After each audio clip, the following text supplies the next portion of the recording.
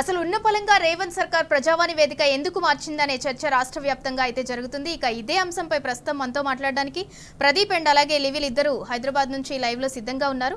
ప్రదీప్, చెప్పండి, ప్రజావాణి ప్రజల కోసమా, కాంగ్రెస్ కార్యకర్తల కోసమా? ప్రజల కోసం అయితే గాంధీ భవన్ లో ఎందుకు అసలు? అయితే ప్రధానంగా మహేష్ కుమార్ గౌడ్ పిసిసి నూతన చీఫ్గా అయిన తర్వాత తన మార్కు పార్టీలో చూపించాలన్నటువంటి ఉద్దేశంతో ఇద్దరు మంత్రులను పార్టీ కార్యకర్తలకు అందుబాటులో ఉంచడం కోసం ఒక కార్యక్రమానికి అయితే శ్రీకారం చుట్టారు.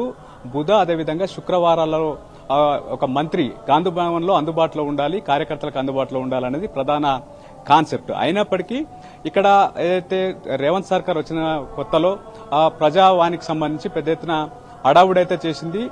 ప్రజాభవన్లో అయితే ప్రజావాణి కార్యక్రమానికి మొదటగా ముఖ్యమంత్రి హాజరయ్యారు, ఆ తర్వాత మంత్రులు అయ్యారు, తర్వాత ఐఏఎస్ కు పరిమితం చేశారు. ఇప్పుడు ఎంఆర్ఓ స్థాయి అధికారి అక్కడ ఏదైతే గ్రీవెన్స్ అటెండ్ అవుతున్న నేపథ్యంలో ప్రజావానికి వచ్చినటువంటి ఎవరైతే దరఖాస్తుదారులు ఏదైతే వారైతే ఉన్నారో వారి సమస్యలు పరిష్కారం కావడం లేదనేది ప్రధానంగా ఉన్నటువంటి విమర్శ. ఎందుకంటే రేవంత్ గతంలో పిసిసి చీఫ్ గా ఉన్న సమయంలో అనేక సందర్భాల్లో ప్రజలను నేరుగా కలుస్తానని చెప్పినటువంటి పరిస్థితి. కానీ అధికారంలోకి వచ్చిన తర్వాత మూడు ముచ్చటగా ప్రజావాణి కార్యక్రమం అయితే సాగింది. ముందుగా అడావుడైతే చేశారు, అక్కడ ఉన్నటువంటి ముళ్ల కంచెను తీసేశాము, ప్రజలకు అందుబాటులో ఉంటాము, ప్రజలకు ప్రజాపాలన అందించడమే లక్ష్యంగా తమ పాలన కొనసాగుతుంది, ఇదే ఇందిరమ్మ రాజ్యం అని కూడా గతంలో అడావుడి చేశారు. కానీ ఇప్పుడు ఆ పరిస్థితి లేదు. ఏ మంత్రి ప్రజావానికైతే అటెండ్ అవ్వడం లేదు. ముందుగా వారం రోజుల పాటు నిత్యం అందుబాటులో ఉంటామన్నారు, ఆ తర్వాత మంగళవారం శుక్రవారానికైతే పరిమితం చేశారు.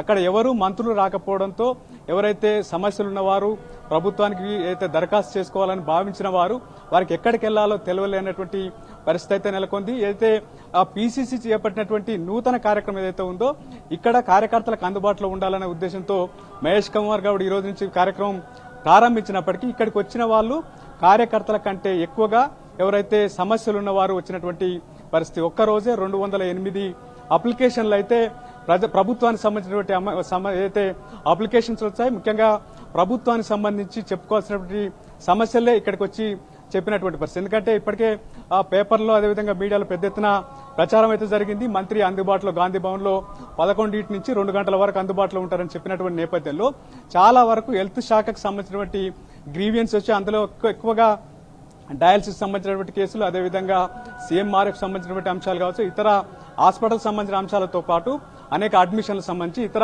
ఇతరత్ర ప్రభుత్వానికి సంబంధించినటువంటి గ్రీవెన్సే ఎక్కువ వచ్చాయి. ఎందుకంటే ప్రజావాణి ఉంటే అక్కడ మంత్రులు ఉంటే అక్కడికి వెళ్లేవారు, ఇక్కడికి వచ్చేటువంటి పరిస్థితి ఉండదు. కానీ ప్రభుత్వం ముందుగా చెప్పినటువంటి అడావుడి ఇప్పుడు ప్రజలకు అందుబాటులో లేకపోవడం వల్ల ఏ మంత్రిని ఎక్కడ కలవాలి, ముఖ్యమంత్రిని ఎక్కడ కలవాలనేది చెప్పుకోలేని పరిస్థితిలో ప్రజలు రాష్ట్రంలో ఉన్నటువంటి నేపథ్యంలో ఇక్కడ మంత్రి అందుబాటులో ఉంటున్నటువంటి నేపథ్యంలో ఇక్కడికి నేరుగా వచ్చి చెప్పుకోవచ్చు అని చెప్పినటువంటి పరిస్థితి. మనం అక్కడికి వచ్చినటువంటి ఏదైతే గ్రీవెన్స్కి వచ్చినటువంటి ప్రజలతో మాట్లాడుతున్న క్రమంలో ఒక అప్లికేషన్ దారుడు 18 సార్లు ప్రజావాణి మంత్రుల కార్యాలయ చుట్టూ తిరిగినప్పటికీ సమస్య పరిష్కారం కాలేదని చెప్తున్నటువంటి మాట. ఇక్కడికి కూడా ఈ కార్యకర్తల కోసం పెట్టినటువంటి కార్యక్రమానికి ఎలా వచ్చారంటే మంత్రి అందుబాటులో ఉంటున్నాడు తెలుసుకొని వచ్చినటువంటి పరిస్థితి అయితే కనిపిస్తా ఉంది. మొత్తానికి సమస్యలకు సంబంధించి ప్రజలు పెద్ద ఎత్తున రావడం అక్కడ కంగుతున్నటువంటి వాతావరణం. ఎందుకంటే కార్యకర్తల కోసం కార్యకర్తలకు అందుబాటులో మంత్రి ఉండడం వల్ల కార్యకర్తలకు ఉన్నటువంటి సమస్యలు ఏమైనా పరిష్కారం అవుతామని మొదటగా భావించినప్పటికీ ఇక్కడికి పెద్ద ఎత్తున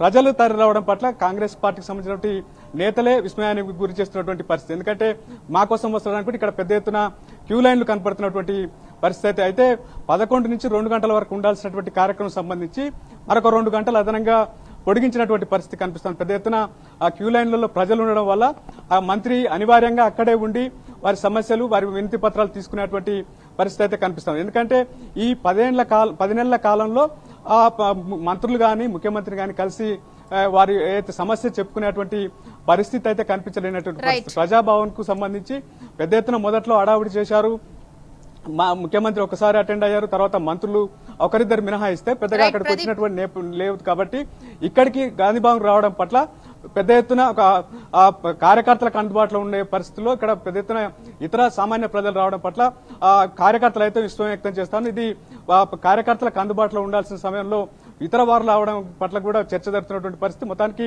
ప్రభుత్వం అందుబాటులో ఉంటే ప్రజలకు అందుబాటులో ఉంటే ఈ పరిస్థితి తలెత్తేది కాదనేది జరుగుతున్నటువంటి చర్చ.